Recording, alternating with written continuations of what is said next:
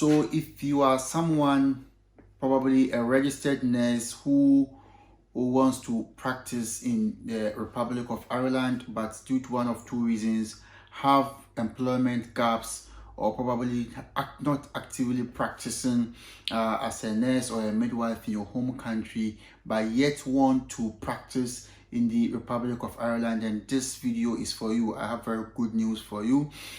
There has been changes in the application to NMBI, that is the Nursing and Midwifery Board of Ireland.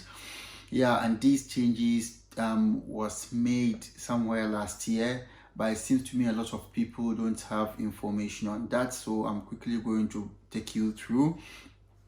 Welcome to the Travel Nurse YouTube channel. My name is Abdul.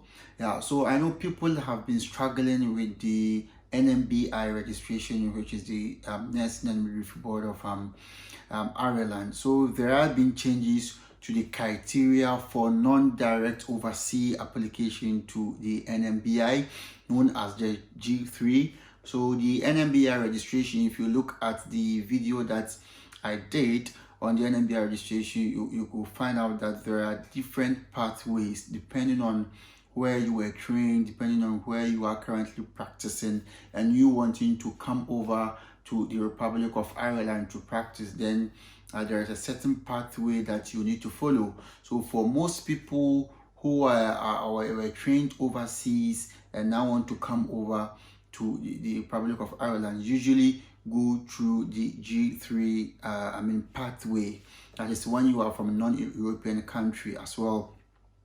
And as part of the requirements in registering or in this registration is that you need to be actively employed during the time of the application, and also they weren't taking employment gaps as well, so you needed to be active for 5 continuous years. Yeah, so this has been changed. So there is a statement that was released on the 25th of March 2021. This can be found on the NMBI website. I'm just going to read an excerpt of it.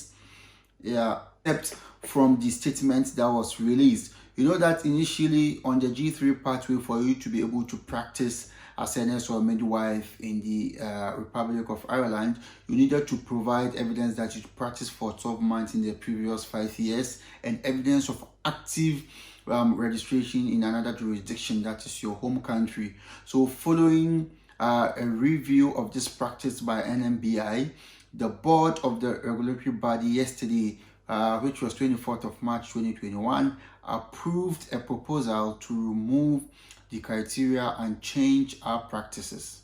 As a result, G3 applicants will no longer need to provide evidence of 12 months practice in the past 5 years, which was known as the Recency of Practice, and will no longer need to have active registration with a regulatory body in another country.